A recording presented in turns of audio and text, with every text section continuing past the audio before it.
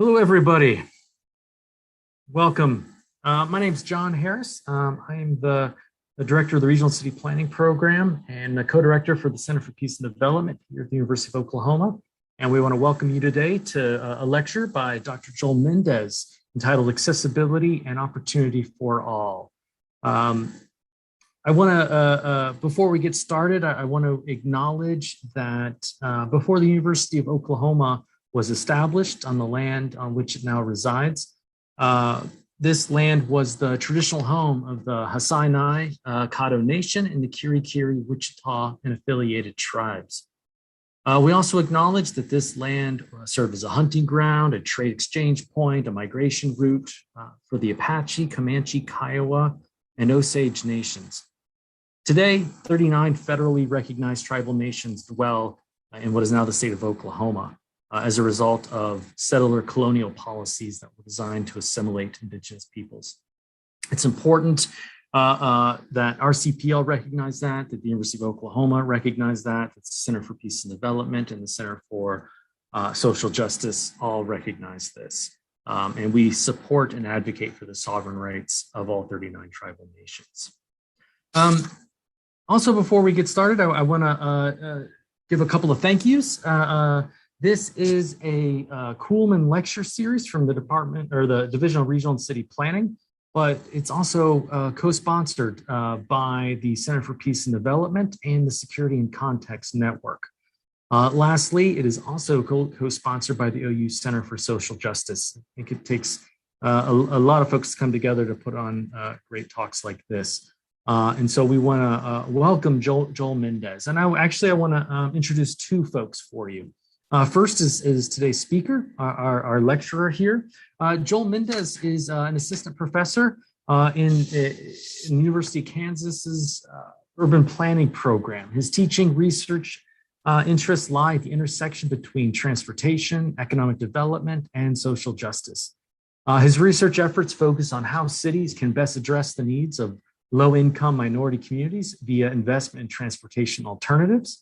And secondly, how to effectively balance the pursuit and attainment of economic and social justice-oriented objectives via transportation investment. He earned his PhD in Regional and City Planning at Florida State University. Yeah, that's also where I went. And a Master's of Urban Planning from Texas A&M University. And before we hand it over to Dr. Mendez, I also want to introduce OU's own Professor Kwang-Gil Choi, who's an assistant professor of geography and environmental sustainability here at OU. His research interests include transportation planning, geography, travel behavior and urban form, and transit-oriented development. Taken together, the primary objective of his research is to make our places more walkable and accessible to everyone.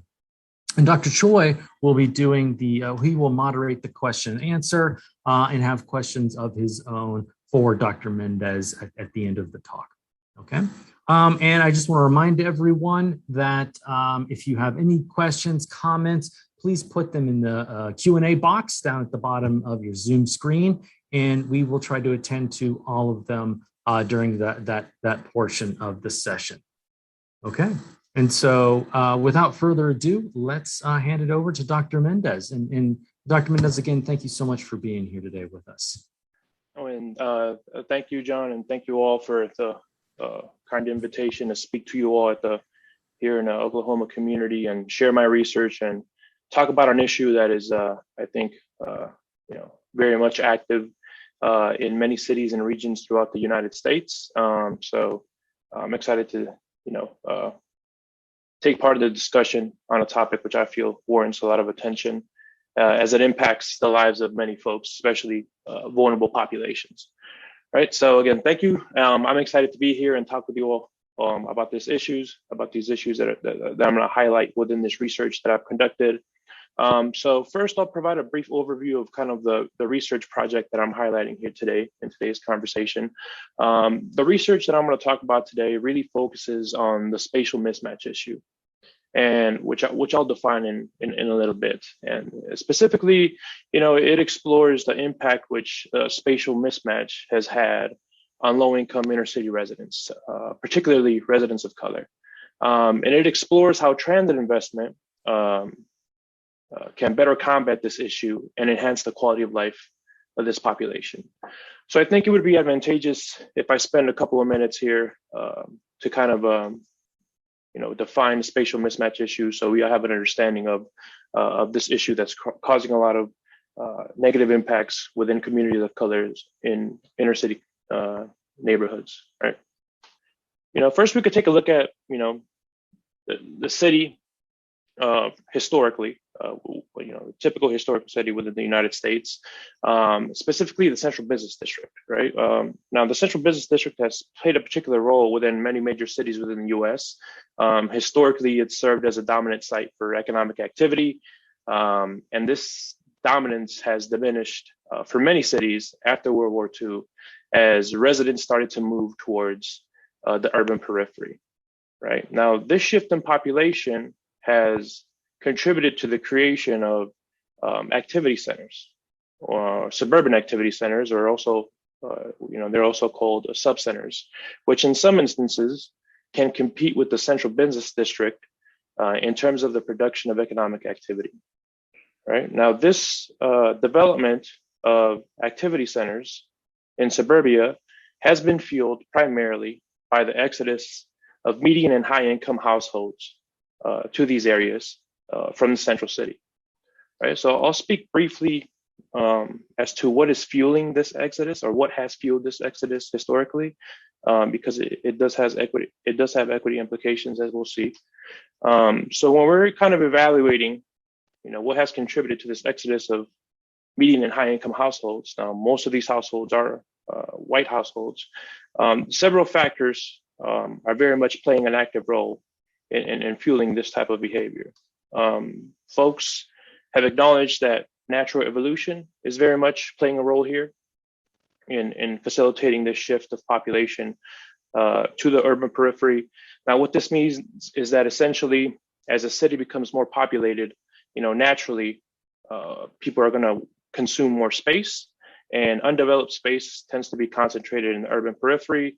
So as the population of a major city continues to increase, folks are naturally going to expand outwards. And to a degree, this has definitely played a role in this shift that I mentioned, right? The filtering down theory can also help us understand, this shift of median and high income white households to the urban periphery, specifically a component of the filtering down theory, which states that, naturally, as folks gain wealth, they're going to want to consume the newest, the biggest, and the best, right? So if we apply that concept to housing, where do we typically find the biggest housing, the newest housing? In the urban periphery, right? The central city is already fairly well developed. A lot of housing options have fairly small footprints. You could, consume larger homes, newer homes in the periphery. So naturally, as folks gain wealth, they're going to start moving outwards, right? So to a degree, this does help explain this exodus of medium and high income white households moving out to the periphery. We're also seeing flight from blight, or white flight, playing a role in this exodus. Now, white flight takes into consideration that, from 1916 till 1970, around 6 million African Americans left the South in order to enhance their economic opportunity and escape Jim Crow, right? So they headed to a lot of major manufacturing cities in the North. And as a result, the Black population in these cities skyrocketed. I mean, we could look at Philadelphia during this time. Their Black population increased by around 500%. Detroit, their Black population increased by over 600%, right? So as a result of this changing demographics of these large northern cities, there was a good share of white households that wanted to continue to live in a homogeneous neighborhood, and that was no longer a reality in these spaces. So this, led many households to ultimately make that trip and relocate in the urban periphery in these, evolving subcenters. And the last element that I'll talk about, which kind of fueled this exodus towards the urban periphery, is, essentially just racist government policies, right? So I'll highlight two elements here that specifically speak to that. The first is the Federal Housing Act of 1934. So very briefly, this act really made home ownership a reality for many Americans, because as a result of this act, the federal government started to secure mortgage loans. Right before this was common business, mortgage loans were more of a risky proposition for lending establishments. So as a result, the terms weren't great. Right, for many folks, they had to put a third of a down payment down for a home and pay half of the loan off within the first 5 years of that loan. Now, that's not a possibility for many folks. So as a result, home ownership wasn't rampant within the United States. Well, the federal government wanted to fix this. They wanted to strengthen the middle class and increase home ownership within this country. So, like I mentioned, they started securing mortgage loans. These types of propositions were now less risky for lending institutions, and they were able to offer better terms, lower interest rates. The thing was that the federal government was very explicit in only securing loans made to white Americans. So these benefits didn't extend to people of color, right? So this very much fueled that exodus from the central city to the urban periphery and allowed that exodus to be almost exclusively white, right?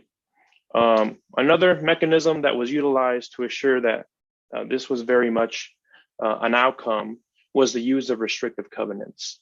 And these were essentially just contractual agreements made between property owners in many of these suburban communities, where they agreed not to sell, lease, or rent their home to a person of color for a set timeline, right? And this is kind of an example of what these look like, right? Where essentially you have these stipulations that, a building within the particular community, like I mentioned, couldn't be rented, leased, or sold to any race outside of the Caucasian race.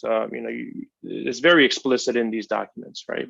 So ultimately, what these mechanisms, as I stated, contributed to was and fueled was the exodus of median and higher income households leaving the central city towards suburbia, and it left behind a concentration of low income residents of color in the central city, right?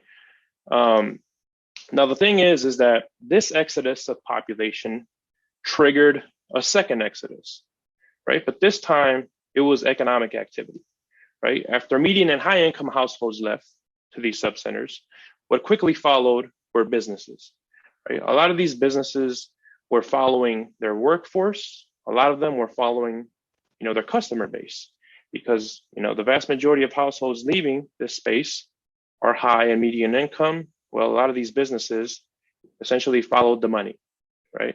So you had that, a pretty considerable exodus of economic activity being directed towards these suburban activity centers, right? So these shifts in population and later economic activity has had some pretty significant negative impacts on central city residents, which remained, right? And as I mentioned previously, the vast majority of these folks were people of color, right? So I'll briefly speak of two negative ways that these folks were impacted. Well, quickly after these exodus, we saw the rapid deterioration of the central city, right? Essentially, you had folks leave the central city, you had businesses leave the central city, so you had the presence of considerable amount of vacant land within the city. Well, as a result of this, right, the city is generating less in tax revenue because they're not collecting property taxes on these properties that are left vacant. There's now a considerable share of their population just left and are living and are shopping in these suburban centers, right? That means less money is being spent in the central city, less sales taxes that they are collecting. That means ultimately less resources that these cities have at their disposal that can then be directed towards supporting infrastructure, programs, and other services that help them, that ultimately impact the quality of life for these inner city residents. So, as a result of all this, we truly saw the quality of life of folks in the inner city deteriorate considerably. What we also saw was an impact in their employment participation of inner city residents, right? Because as I mentioned, a lot of establishments moved to the suburbs during this time. A lot of jobs, and some, a good share of jobs remained. A lot of the jobs that remained concentrated in inner city belong to, the managerial and information processing industries, typically industries that required a particular educational attainment or skill set of their workforce that was not found in the folks that remained, right? Those low-income inner city residents. A lot of entry-level jobs that were appropriate and accessible to low-income inner city residents had shifted to these urban areas. To the periphery, right? So you had a good concentration of entry-level jobs in the periphery, and the folks who could work these jobs in the central city, right? So this contributed to the creation of what we call the spatial mismatch issue, which is kind of represented to a degree by this graphic, right? Where again, you have a high concentration of low-income inner city residents, right, smack dab in the central city, and a lot of these jobs that are attainable by this population, they're out there in the urban periphery. Now, the majority, in order to access these jobs, a car was necessary, right? And when we're talking about this inner city low-income population, auto ownership wasn't a reality for many folks, due to the cost, right? So ultimately, this contributed to heightened unemployment rates within that central city, within neighborhoods occupied by that population. So when a lot of folks within cities identified the presence of this issue, they kind of came together to kind of think of ways to address this issue. Many folks thought of this as an accessibility issue, right? We have concentrated labor force in the central city, and we have jobs out in the periphery. These folks are experiencing these negative impacts because they can't access these jobs. So how do we address this issue? We improve the mobility of this population, and we grant them access to these employment centers located in the urban periphery, right? And one way in which this can be accomplished is by investing in transit, and specifically light rail. That was a good option that a lot of cities, pursued during this time, right? So, folks considered investment in light rail, for instance, to help address this issue in a couple of ways. Number one, it provides access to job markets which were once unreachable, right, for inner city residents. Right now, folks don't need to own a car in order to access these employment opportunities in the urban periphery. They could just utilize the light rail system to reach these job markets. So it provides folks direct access to these employment opportunities. Another way in which transit investment was considered to possibly address the spatial mismatch issue and improve the employment participation of low-income inner city residents is that what we typically see when significant infrastructure investment is made, such as the construction of a light rail system, for instance, we tend to see heightened development activity along, transit corridors. And, so for instance, let's say in this example here, a light rail corridor is constructed. What we typically see is, considerable development activity adjacent to this corridor. And we see this for a couple of reasons. One reason is that, once this land is now served by light rail, for instance, it's now more accessible to the greater region, right? And that's something that's very desirable for a lot of developers, a lot of business owners, right? That your site, your place of business is accessible to a significant share of the population of the region, right? It's now, fairly easy or easier to access your location than it once was before, right? So that drives a lot of attention towards adjacent land and commonly triggers pretty aggressive development activity within this space, right? So why is this beneficial? Well, if we take, for instance, a look at, a regional light rail system, as a result of that investment, we can also attract jobs to areas within the city, which are very accessible to the greater population, right? So in that way, that's just another way in which this type of strategy can help address that spatial mismatch issue. We're not just only connecting folks to job markets in the periphery via the presence of light rail, we're also attracting development activity throughout the city in areas that are very accessible to the greater population, right? Essentially along these light rail corridors.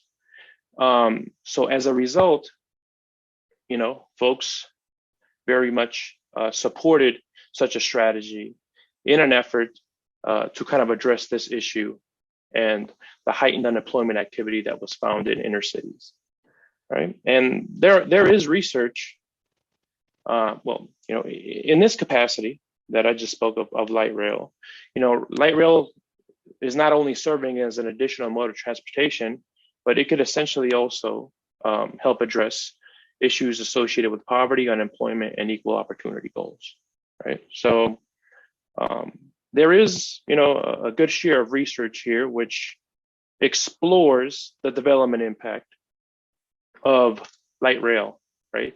To determine if we do indeed see heightened development activity or employment growth along these corridors. And much of the research comes to a similar conclusion, which is that, once we invest in light rail, we do tend to see development pop up along this corridor and employment concentrate within that corridor. Again, so as a result of these outcomes, one would anticipate that after cities have invested in light rail infrastructure, we would see positive impacts on the employment participation of low-income inner-city residents, right? Because again, according to the research, we are attracting jobs along these corridors, and naturally, we're connecting these folks to job markets in the urban periphery, right? But surprisingly, what research has found is not that, right? What they found is a weak relationship between employment participation of inner city low-income residents and the presence of transit or light rail, right? Now, this was especially, surprising for me. This was, I think, understanding these outcomes is ultimately what led me to pursue a doctorate degree, because to me, I also saw the spatial mismatch issue as an accessibility issue. I think now that I've learned more, I understand just how more complex it is. But, like many folks, I anticipated there to be positive employee participation impacts associated with light rail investment, but that hasn't been the case. Now, there is research out there that tries to comprehend these outcomes, right? Why, after light rail investment is made within cities, are we not seeing improvements in the employment participation of low-income inner-city residents? Some of this research focuses on the development impact of light rail investment, right? There's a fairly well-developed research stream which focuses on the impact which such development activity has on affordable housing, for instance. And, what tends to be a common conclusion of these research studies is that, this intense development activity that can happen along light rail corridors has the potential to lead to gentrification and ultimately displacement, right? So this can negatively impact the influence which transit has on the employment participation of low-income residents, because as a result of this displacement, we're ultimately pushing people who need transit the most further away from a transit system. And, we're limiting their access to this resource that could theoretically improve their employment participation, right? So given that research stream that's already fairly well developed, I started to think of this aggressive development activity that we see along light rail corridors and additional impacts that might have, which could help us further understand the outcomes that we see here on this slide. Specifically, I started to ask, is the same happening when it comes to non-residential development? Specifically talking about are employers which are more likely to produce jobs which are attainable to low-income inner-city residents being driven out of light rail corridors, much like affordable housing can be. And there's not much exploration in this area, right? And the rationale there is that there's heightened demand for development within these areas, and this heightened demand can lead to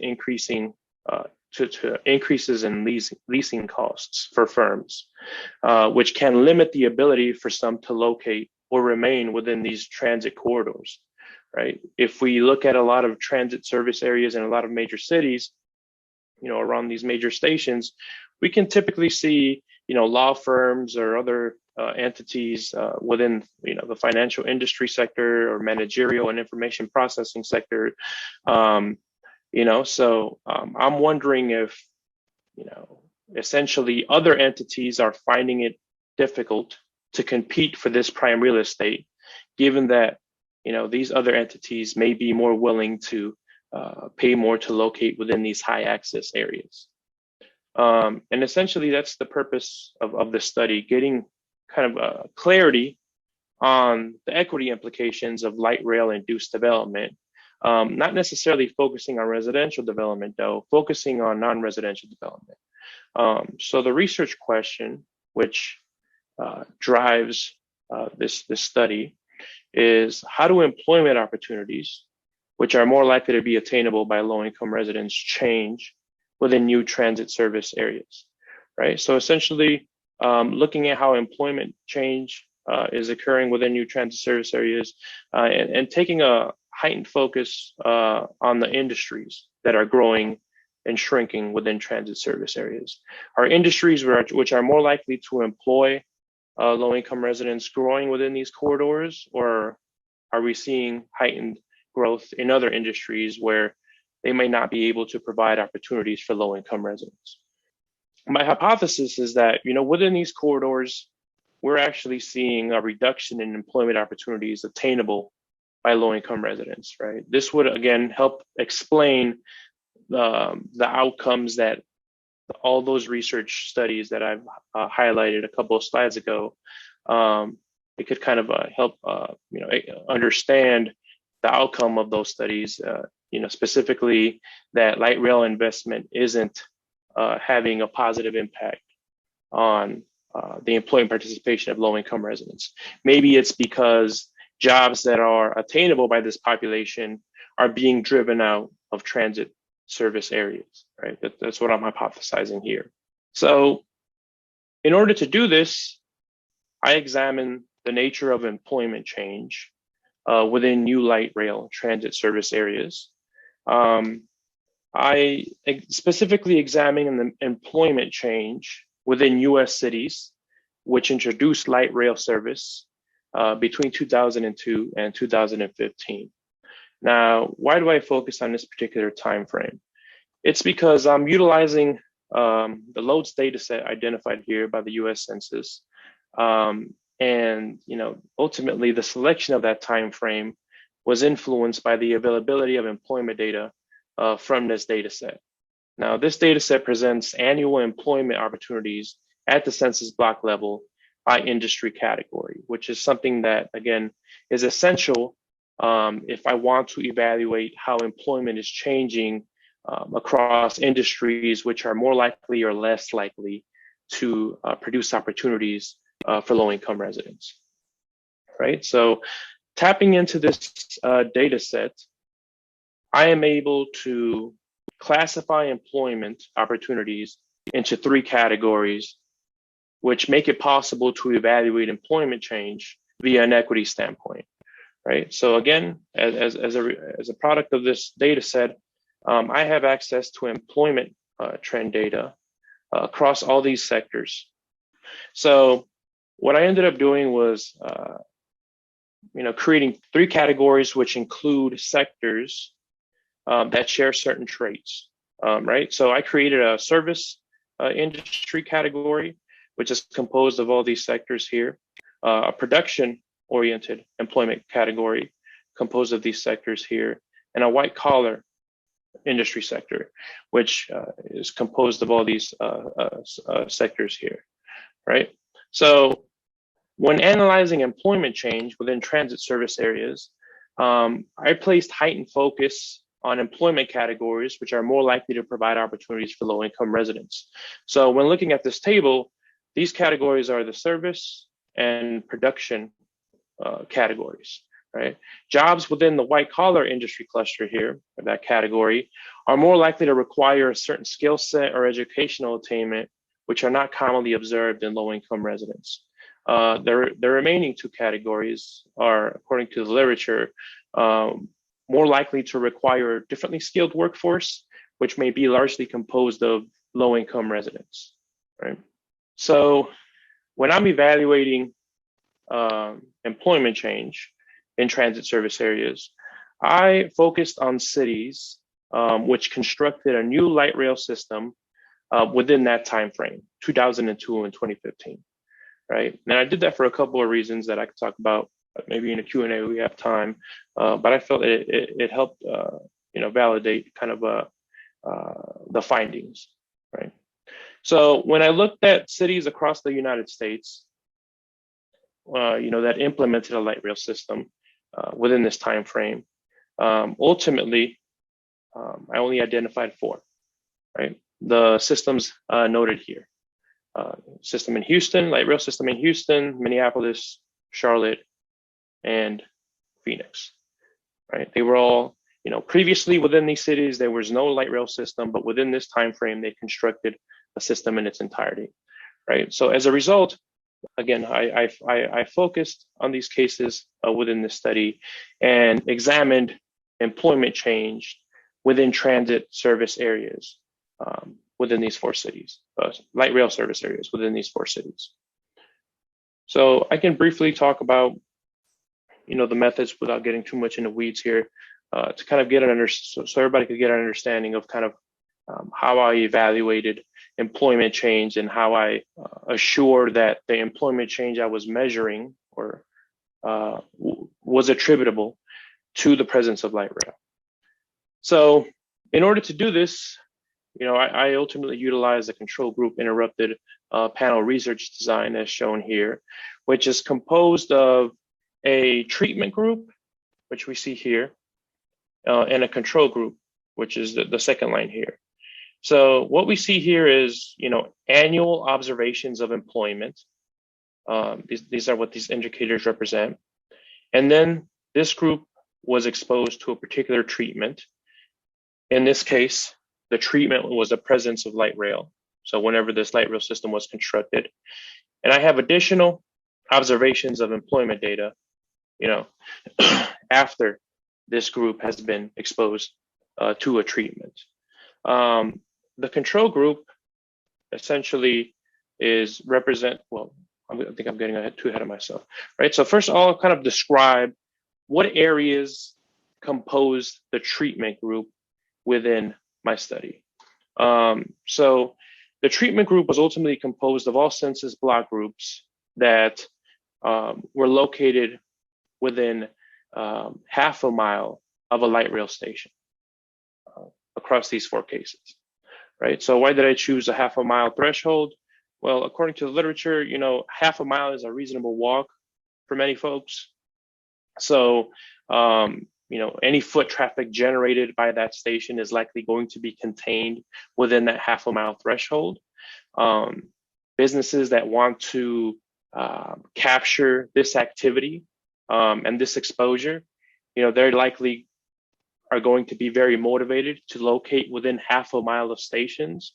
So as a result, the development impact of these light rail stations is likely going to be contained within this half-a-mile radius, right? So essentially, all census block groups that were within half-a-mile stations composed the treatment group of this study, right? The control group was composed of all census block groups, not all census block groups, some census block groups that shared several key similarities before the implementation of light rail with the treatment group, right?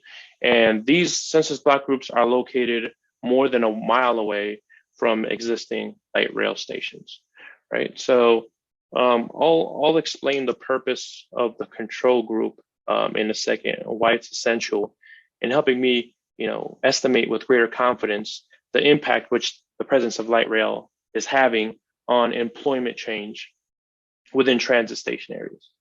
What I did afterwards, after implementing this type of research design, is I essentially employed a difference in difference model, which again, I won't go too into the weeds, but what I ended up doing was taking average employment within the treatment group after the construction of light rail, and I subtracted it from average employment within that treatment group before it was exposed to light rail, right?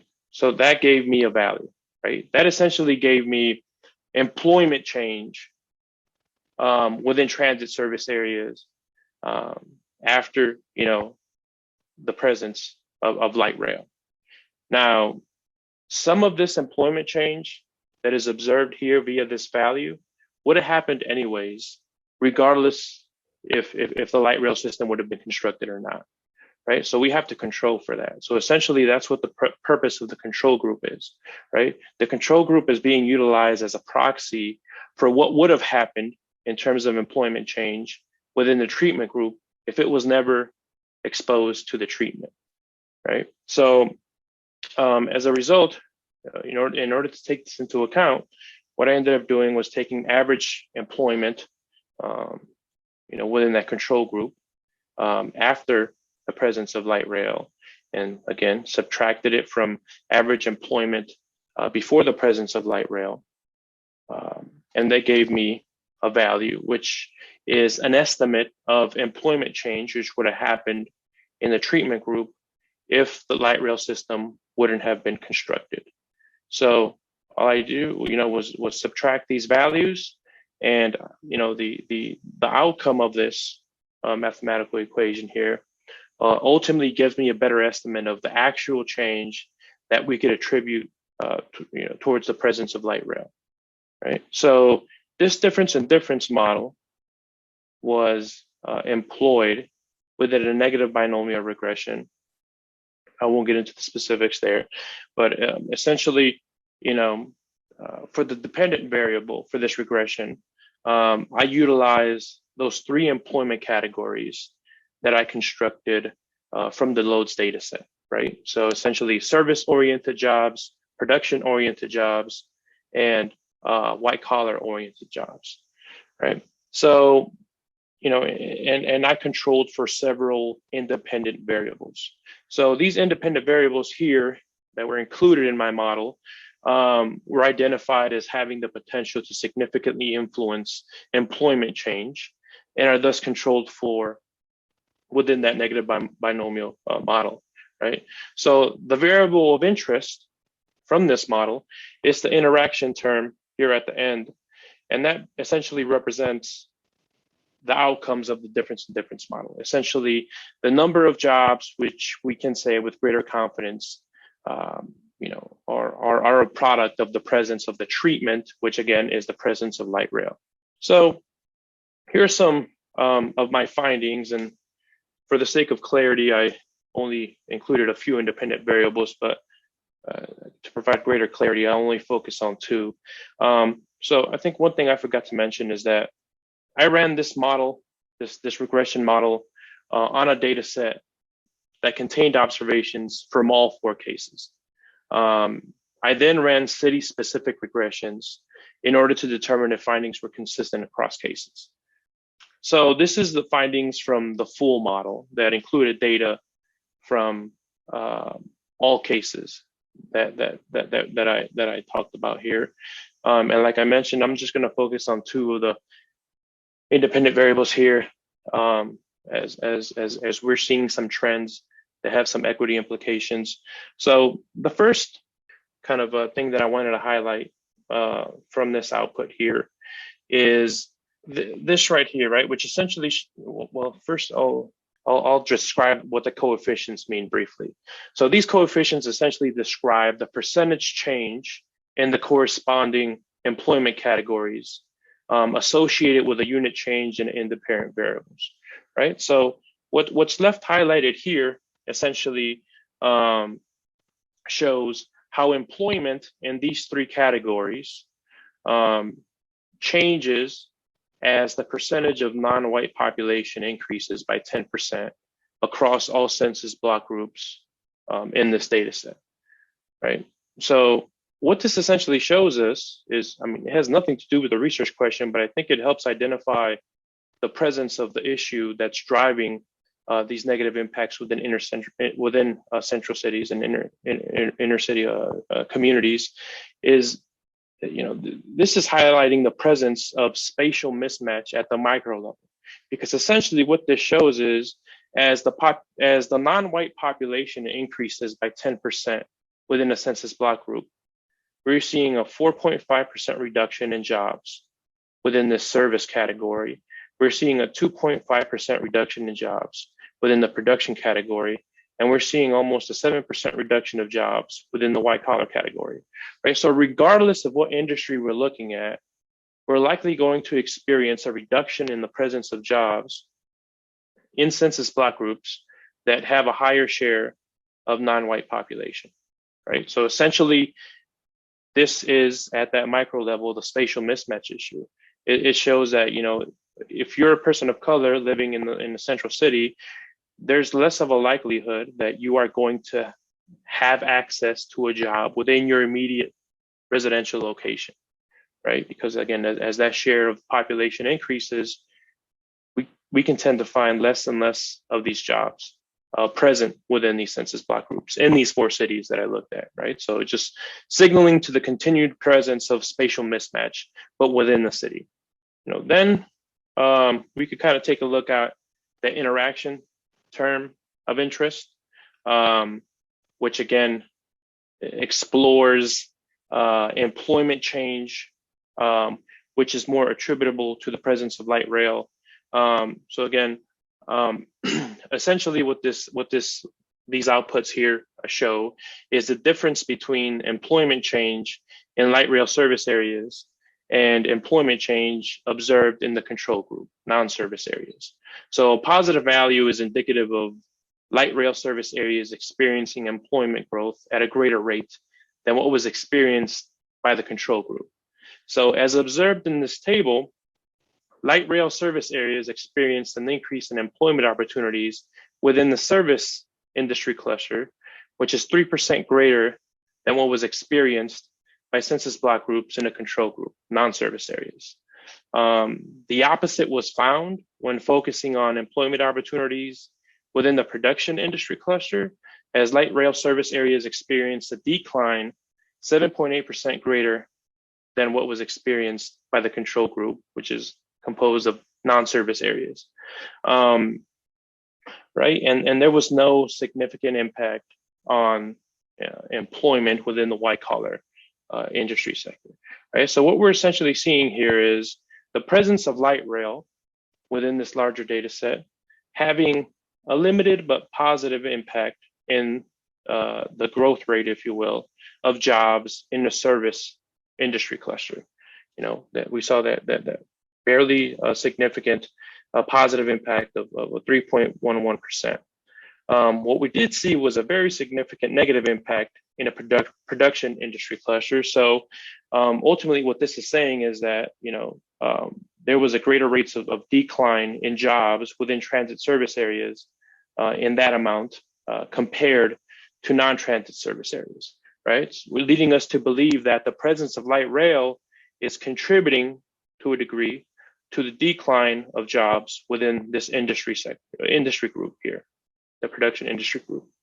So What I did next was essentially ran these models on each particular city, right, to observe if these findings were consistent.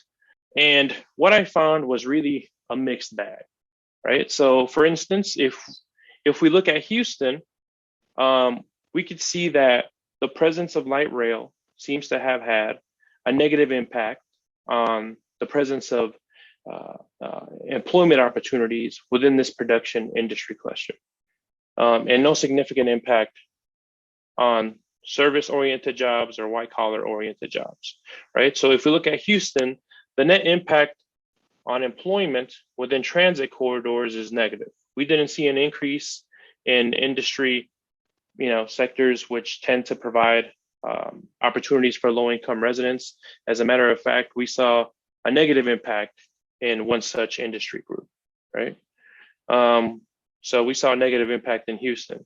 In Charlotte, we saw not much of an impact at all, right? So if we look at Charlotte, essentially what this means is that given that, no values are significant, that employment trends in non-service areas were fairly consistent with employment trends in service areas. Well, what does this mean? Maybe that the influence of that light rail system was really not, well, there was not much of an influence as a result of the presence of that light rail system, right? Growth was consistent in service areas with that observed in non-service areas. Then we look at Phoenix, then we see, some pros and cons here. We are seeing growth in service-oriented jobs that can be attributed to the presence of light rail within light rail service areas. But we then see a decline in jobs in a production industry cluster, right? So we see light rail have a positive impact in the presence of some jobs, but a negative impact in the presence of others, which are attainable by low-income residents. Minneapolis was the only case where the net impact of light rail was positive. As we see here in these findings, ultimately what we see here is that transit service areas experience growth in service employment category that was 9.4% greater than what was experienced in non-transit service areas, ultimately allowing us to say that with greater confidence that, this is the impact that the presence of light rail has had on these types of jobs. But, ultimately this impact maybe wasn't as great as we would like it to be because, there was no significant impact on employment in a production industry cluster. And then again, there was no impact on white collar jobs either. So, but nonetheless, a net positive impact, although maybe it's not as great as we would like it to be. So, to kind of wrap things up and discuss some of the main implications of this, what we're seeing as a result of this study is that, the development impact of light rail investment can vary. I mean, we could just go back to this previous slide and it literally varies across all spectrums. We see a net negative impact in Houston, no impact in Charlotte, mixed impact in Phoenix, and a positive impact in Minneapolis, right? So why this is important to recognize is that if we are utilizing light rail investment as a means to partially address the limited employment participation of low-income residents, we can't assume that jobs are going to show up along these corridors that are going to be attainable by this population. We could essentially achieve the complete opposite outcome, right? As we see in Houston, where there wasn't a positive influence on job creation when it came to jobs attainable by low-income residents, but there was a negative impact when it comes to some of these jobs, right? Whereas in Charlotte, we saw no impact at all, no influence, right, that we could tie to the presence of the light rail system. So we have to be more proactive if we want to, as planners, if we want to assure that development outcomes associated with light rail investment are going to provide opportunities for low-income residents as a result of the development activity that they're likely going to stimulate along corridors, right? So, these outcomes can vary, but, we can't assume that they're going to occur simply by investing in light rail. So we have to be more active in shaping development outcomes along these corridors if we truly want to make sure that we are going to provide opportunities for low-income residents. Right. So, ultimately, if we want to better support employment participation of low-income residents, inner-city residents, via transportation infrastructure investment, we also have to consider the development impacts. I mean, research already exists, which shows that, we invest in light rail, that could lead to displacement. Well, if we also invest in light rail, the development outcomes could be as such that they don't necessarily provide opportunities for low-income residents. They might have a negative impact, in fact, as again, we saw in Houston. So again, we just have to be more aware of possibly the unintended negative consequences of our transportation decisions. As we're making these huge investments in transportation infrastructure, we might be very aware of how this decision is going to impact travel behavior within our community, and other transportation-oriented elements. But we have to step outside of that and evaluate the impact more holistically, because as we've seen, we could possibly produce negative impacts towards vulnerable populations via other means, in this case, through development that is stimulated by our infrastructure investment. Right. So my recommendations are, again, evaluate the impact of planning decisions holistically, especially when we're looking at pretty major infrastructure projects, because again, in planning, everything is tied together. If we make a transportation decision or investment, it's going to have land use implications, development implications, environmental implications. So we just have to be aware of what those are and really look at things holistically, because that could, again, lead to such findings, and they could better inform planning decisions and assure the attainment of equitable development outcomes. Well, what I also recommend here is that, we accompany such transit investment with other policies which encourage relevant employment opportunities, right? In order to avoid outcomes like we saw in Houston, where there were no positive impacts. In fact, there was negative impacts associated with the presence of light rail, associated with providing employment opportunities for low-income residents in these very accessible transit corridors, right? If we want to assure that we achieve equitable outcomes from a development perspective along these corridors, maybe this investment needs to be accompanied by policies which assure that this happens, right? So providing incentives, for instance, for the creation of certain industries or the presence of certain industries or establishments along this corridor to assure that equitable outcomes are being reached. Yeah. So quickly, I'll just go through the limitations of the study. Now, I'm essentially measuring employment change, right, from 2002 till 2015 within these cities, and comparing that change from transit service areas to non-transit service areas. Right smack in the middle of this is the economic recession of 2008, right, which obviously had an impact on employment growth and employment change in these cities. Now, one way that I try to limit the impact of the recession in these findings is via my methodology, right? I utilize a control group and a treatment group. And essentially, I'm comparing employment change between these two groups.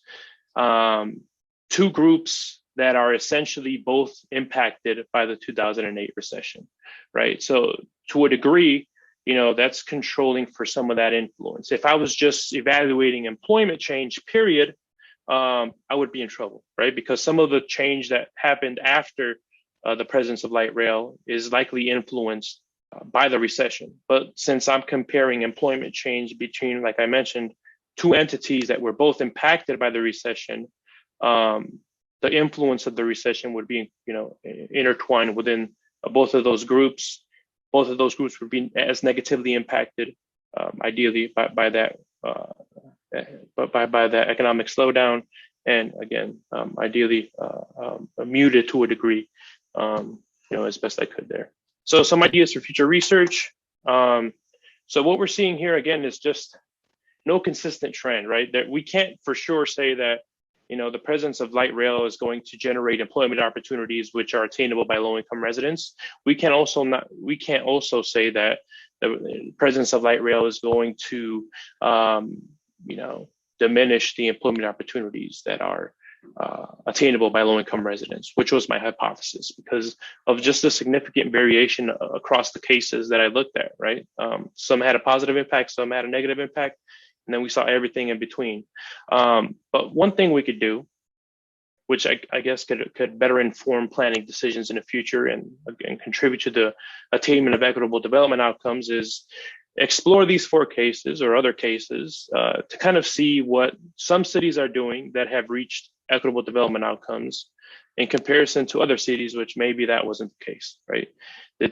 What's unique to their planning process, or did they implement any unique policies to assure that that outcome was attained? I think that would be very valuable and provide some great information that can inform planning and policy decisions in many cities throughout the U.S. Right, so I think that's a great next step for future research. Also, continuing to further explore the nature of development along transit corridors is great. One thing that I really wanted to get access to that I unfortunately wasn't able to via this study was access to firm birth and death data. This essentially lets me know, as this development that's occurring along transit corridors, firms within these corridors, when their origin date or birth date was, and if any, when was their death date, if you will. So what this essentially allows me to do is as this development is happening, is the growth, for instance, that we're observing along this transit corridor, is it due to existing firms and establishments growing as this investment is made, or are they being kicked out and bigger firms coming in, leading to kind of a gentrification and displacement of smaller, for instance, mom and pop shops and such, right? Which again, within itself has equity implications, because essentially access to that type of data allows me the opportunity to kind of, again, see if all this development activity is bringing in new firms and kicking out existing firms, or is it actually fueling existing firms and allowing them to grow, right? So what's the equity implication of all that, right? So with that, thank you for your time, and I'm looking forward to answer any questions you may have. Okay, thank you, Dr. Mendez. Thank you so much for your presentations, and it's great. And we have had several questions in the Q&A box. And okay, let me start with the general questions about your research. So I have questions about the highway subsidies and its implications on the exodus of the population and employment. So the question is, do you think that the automobile and federal highway subsidies that made peripheral land more accessible and more valuable played a significant role in the shift to the suburb? Yeah, I definitely would say so. Ultimately, this infrastructure allowed folks to live out there in suburbia and access the central city, which was still rich with a lot of amenities, fairly easily. So definitely, I feel like the presence of the highway system, investment in the highway system, was instrumental also in fueling that shift as well. So that's a good observation there. Okay, thank you for your answer. And the next question is another general question. It's more about between the light rail and the bus rapid transit. So the question is, do the benefits of light rail also occur for other less costly transit technologies, such as bus rapid transit? So I guess it would depend on what benefits we're highlighting. If we consider the development benefits, so the development impact of light rail, we're not likely to see the same development impact, at least within this country. We haven't seen it surrounding bus service because it's not considered to be permanent infrastructure. Those types of systems typically don't generate the same level of ridership that a light rail system does. So businesses are less, willing to locate in close proximity to such infrastructure. So if that's the benefit, not necessarily. If the benefit is more of a mobility from a mobility standpoint, again, bus systems typically have less of a capacity, travel at slower speeds. So ultimately, they're going to be able to transport less folks. They're going to do so more slowly. There's some definitely unique benefits to light rail across those spectrums that we're not typically going to see within BRT. That's a general response there. Thank you so much for your answers. And other questions about more specific about your research. So the next question is, you already presented the 4 case studies, but there's a questions about the definition of light rail for the purpose of your research. How did you define the light rail? So there's some definitions developed by the Federal Highway Administration and Federal Transit Authority, which because the line could be blurry. You have heavy rail, you have light rail, you have streetcars, and you have trams, and they all look very similar. But there are some key differences associated with the capacity, travel speeds, and technologies of these different modes that definitely play a role in terms of to what degree they can enhance an individual's mobility. So I guess to kind of answer that question, I utilized more of a technical criteria developed by the FTA to kind of help me assure that I was identifying light rail systems across the board, and I was comparing apples to apples in that regard. Thank you so much for your answers. And I actually have a follow-up question about the light rail specific for your research. So you use the presence of the light rail in the city as kind of the intervention, right? Mm-hmm. Yeah. Then my question is, I'm really curious about the timing of the presence of each light rail transit in each city. Yeah. So I think for 2 cities, they opened in 2004, and 1 city opened in 2007, and 1 city opened in 2008. So I just made sure I had, so there's some variation there in terms of when each of these cities were exposed to that treatment or intervention.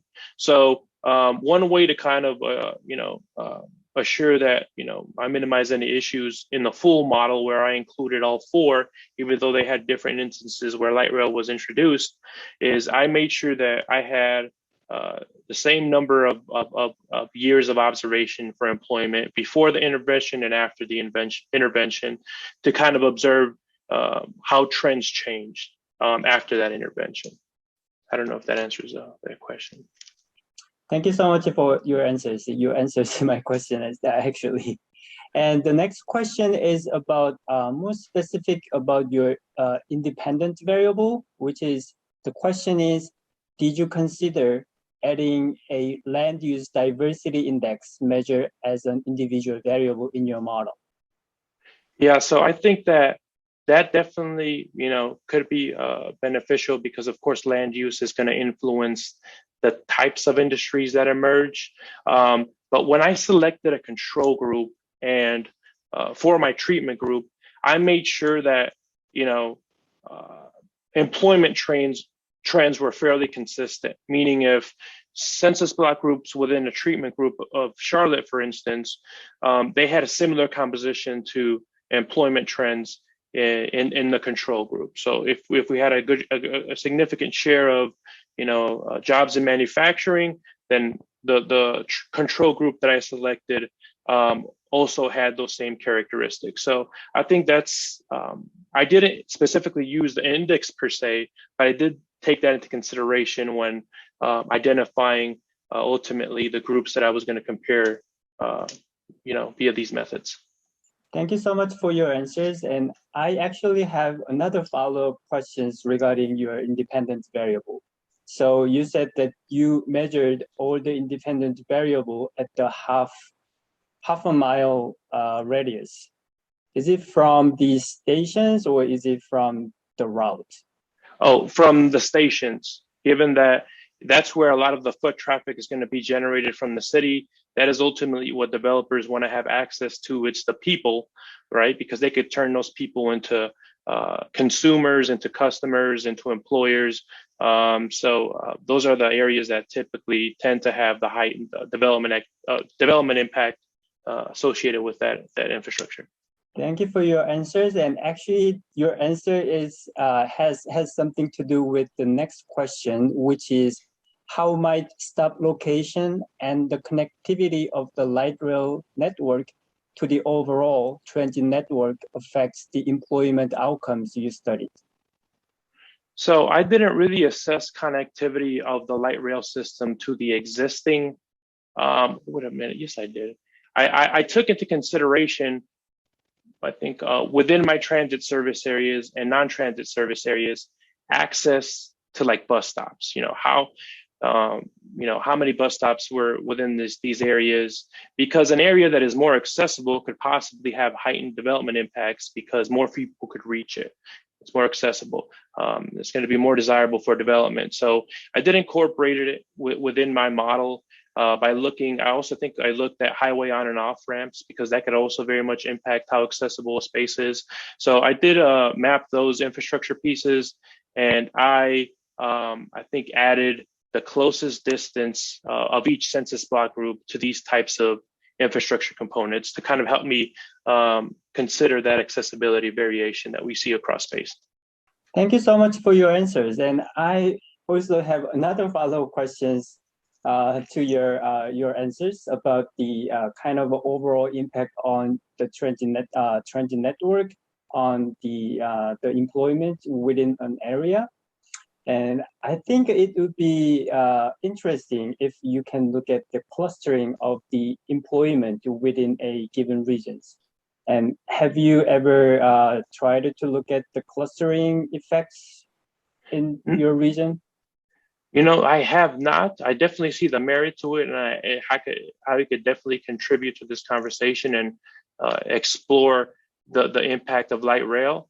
I have not considered that, but definitely a good, something to consider moving forward. So I appreciate that suggestion there.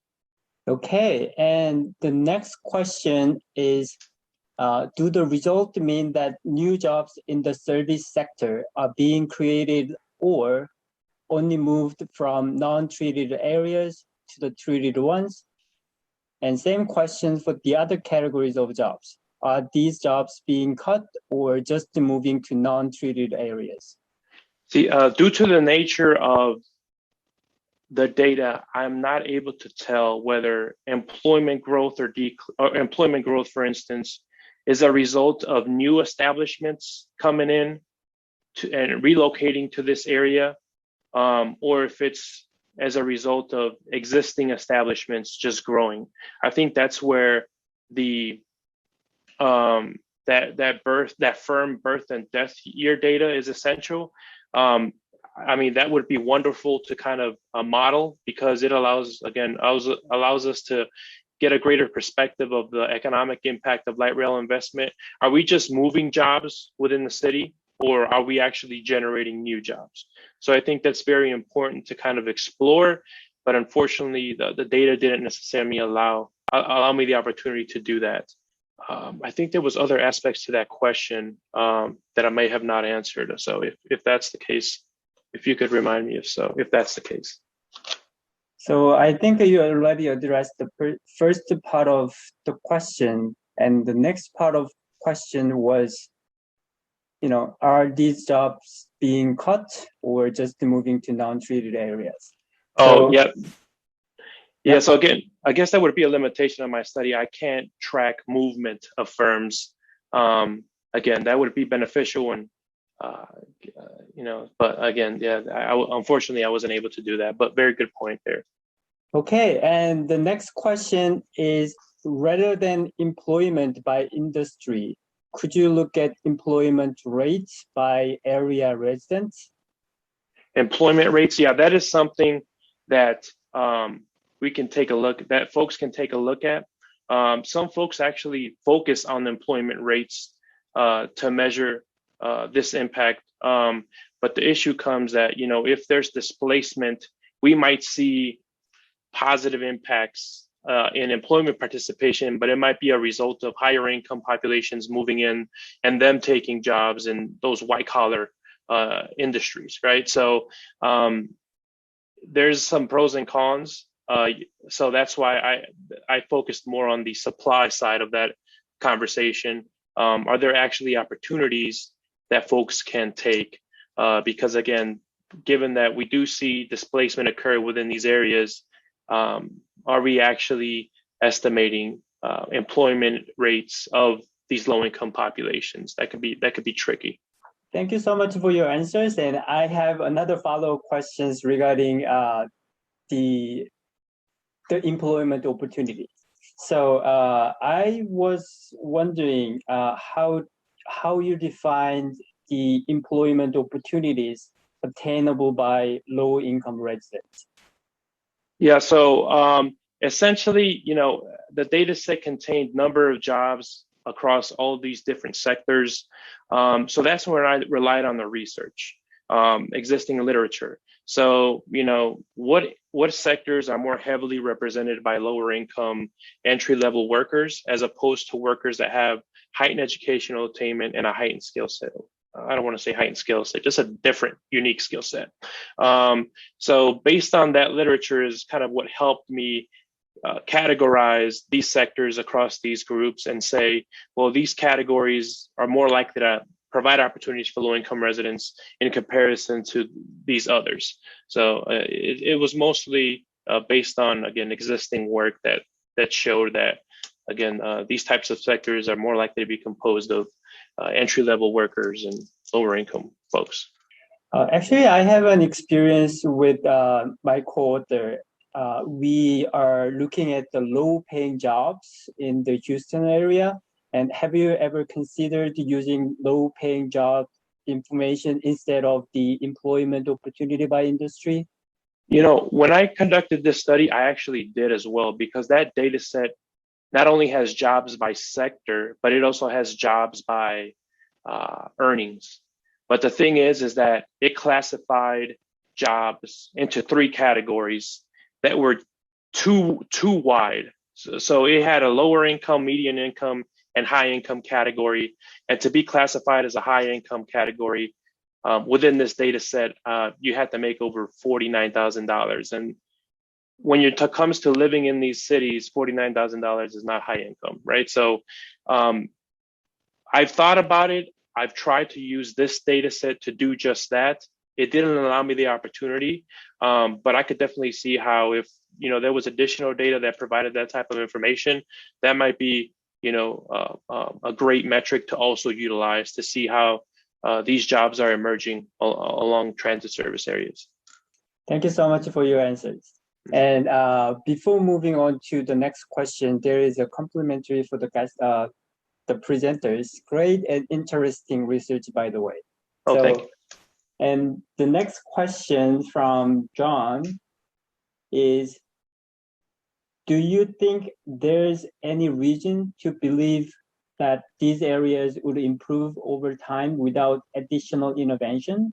In other words, these are all new systems. Might they improve as they age? Yeah, that's definitely a possibility. And, I took that into consideration when initially running these models to a degree, because I included up to 7 years of employment observation post the inclusion of light rail, because I recognize that we're not going to likely see the development impact of light rail immediately, right? Because adjacent land might need to have rezoning, there might need to be permitting, then there's construction, and then there's leasing. That it's not going to happen maybe in a year or two, especially when we're looking at these major cities and these massive projects are being constructed. That could be several years. So to kind of account for that, I looked at up to 7 years after the inclusion of light rail to see if I could capture some of that impact as these systems matured, and also this development took form. But there's still some warrant there. We might see the outcomes in more than 7 years. So I could have missed some of that based on that limitation. I just had a lot of difficulty finding research to kind of inform my cutoff when it comes to up until what point do I stop evaluating employment change as the development impact of that light rail system is pretty much extinguished, if you will. I accounted for 7 years, but I could have missed some impact if it would have happened afterwards, definitely. Thank you so much for your answers. And one more question in the Q&A. Can you measure displacement of service and production jobs as more land use space is dedicated to residential land use or white collar employment? I'm not sure technically of how, at the top of my head, how that could occur, but I could see theoretically how as transitions in land use occur around transit service, and maybe some land is converted to mixed land use and some land is converted to residential, for instance, we are reducing the opportunity of employment growth as a result of those conversions. So I think there's merit there in terms of, that could possibly lead to the production of such a measure. So I think there might be something there. Yeah. Thank you so much for your answers. And I have another follow-up questions regarding the kind of overall implication of your study. So, during your presentation, you presented a lot of quantitative results regarding the impact of the rail investment on the employment opportunity. And I was wondering if you have had any qualitative work to see what would be the reasons showing those net declines or net gains of the employment opportunities along the transit corridor? Yeah, and I love you for asking that question because yes, because given the findings that I observed, the next question is, well, why do I see these outcomes in Houston? Why do I see positive outcomes in Minneapolis? The next question is, what are folks doing differently to contribute to these outcomes? So I'm actually in a process of conducting that study of just comparing planning processes across these cities as it pertains to the development of their light rail system to see if I could identify some differences in, for instance, in Minneapolis that can help me contextualize why they were able to achieve those development outcomes in comparison to the other cases. And I do have some preliminary findings, which I think could be a benefit. What I found was that so far is that, Minneapolis in comparison to other cities, they were very proactive in developing station area plans. So they recognized that after this system was going to be constructed, it's likely going to trigger development activity. They went to these communities, which are largely composed of vulnerable populations. They have a large indigenous community that was traversed by the system. So they worked with these folks years before construction began for the light rail system. They developed these station area plans, so where given folks an opportunity to come to the table and help shape what essentially these areas are going to look like. What do they need from a housing perspective, from an employment perspective, and essentially the city and the MPO developed the policies to kind of help those outcomes come into fruition. Where we look at other cases, some areas didn't develop station area plans in other cities. Some cities like Phoenix developed the station area plans, but they developed them years after construction already began, so the damage might have already been done. They weren't as proactive. So as of right now, that's the major difference that I'm seeing across these cases that could help us understand why do we see this here and not necessarily at these other locations. Thank you so much for answer. So I think Dr. Mendez has addressed all the questions in the Q&A box.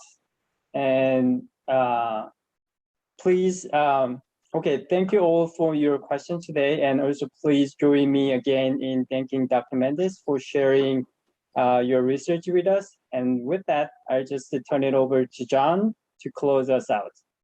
Dr. Mendez, thank you so much for speaking with us today. And Dr. Choi, thank you so much for your moderating the questions and question and answers. Dr. Mendez, thank you so much. This was really great. We really appreciate it. The Kuhlman Lecture Series and our co-sponsors allow us to do great things like bring experts on the cutting edge of their fields to speak to us like you have today. So thank you so much. And so I think we will sign off and thank everybody for joining us.